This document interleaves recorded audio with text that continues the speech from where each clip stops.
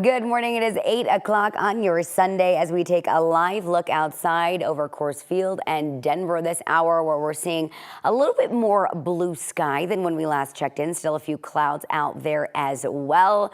We want to wish you a very good morning. I'm Erica Lopez. Thank you for joining us. Colorado was hit with a mix of storms yesterday that brought rain and hail across our state. We want you to take a look at this video just outside of Berthoud, sent in to us by a viewer, Mark McGee, and you can see and even hear just how much hail was piling up on the grass. It honestly looks like it's snowing out there. Pretty wild sight in July. And we have more video sent to us from Matt Schubert in Loveland, where there were some massive downpours. You can see the water pooling in the cul-de-sac out there. Really strong winds accompany that as well. A lot of us really need the rain. We know most of the state does. So this is really, really welcomed, and it looks like some more is in our future. We've got Weather Impact Team meteorologist Keely Chalmers with us this morning to talk about how the rest of the weekend is going to be shaping up. Cooler today, and of course, another chance for storms. Yeah, we've got cooler temperatures in the forecast for today, like you said, and more storms that will be moving through. They're going to be fairly slow moving, so we'll see another round of heavy rain in some areas as we head into the afternoon. So if you want to get outdoors and enjoy the nice weather, this morning is the time to do it. It is quite nice out there. We've got blue skies, certainly clouds out there.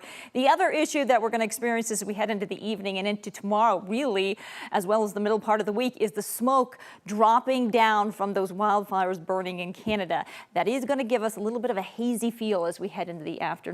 All right, temperatures out there right now, we're looking mainly 60s across the plains, 50s up there in the mountains. As we take a look a little bit closer in, 64 degrees currently in Denver. We're at 64 also in Boulder. Loveland checking in at 60, 62 right now in Greeley. Your live radar, it is quiet out there right now. That moisture and those storms dropping down to the south. We are seeing a little bit of rainfall just south of Colorado Springs along the I-25 corridor. And we're going to continue to see another round of that moisture move through as we head into the afternoon hours, scattered in nature. But again, these could produce some heavy rainfall in some areas as they move through. Cooler temperatures today. Tomorrow, another chance for some storms and a warm up in our forecast back in the 90s. We'll talk about when that will happen in your full forecast in just a bit.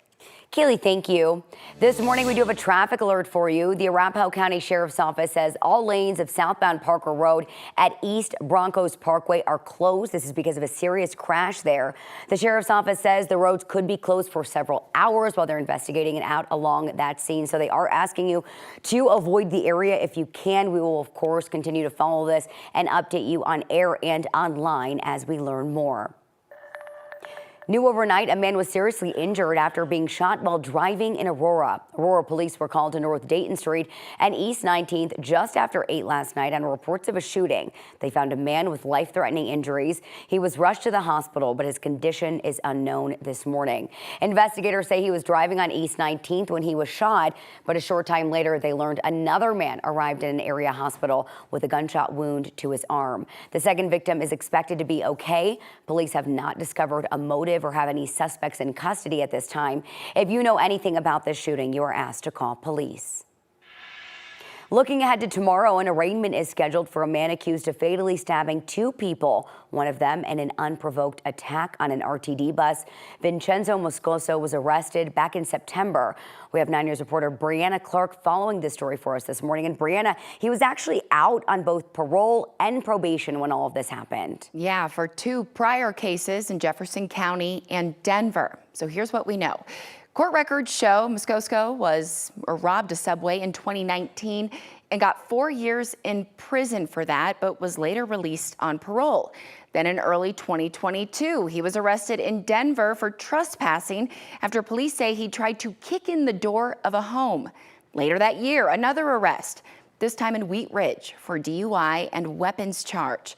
Moscoso is now back in jail on a $5 million bond, accused of boarding an RTD bus in September of last year and stabbing a man to death. Then hours later, killing a woman at an RTD bus stop. We spoke to that victim's daughter back in April. Like, what? Why? Why is this guy out in society? He's got no regard for the law. He's got no regard for, obviously, life. And the fact that they knew it.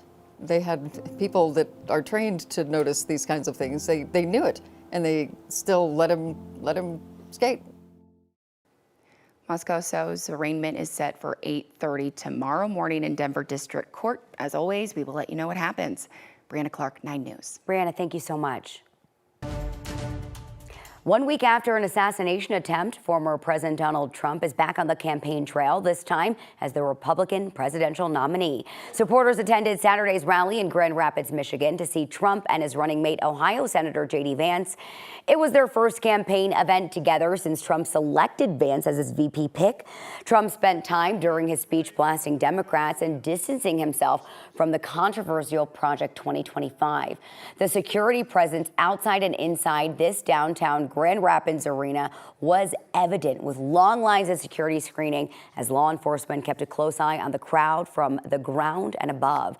And speaking of security, U.S. Secret Service Director Kimberly Cheadle will testify before a congressional panel tomorrow about the attempted assassination of Donald Trump.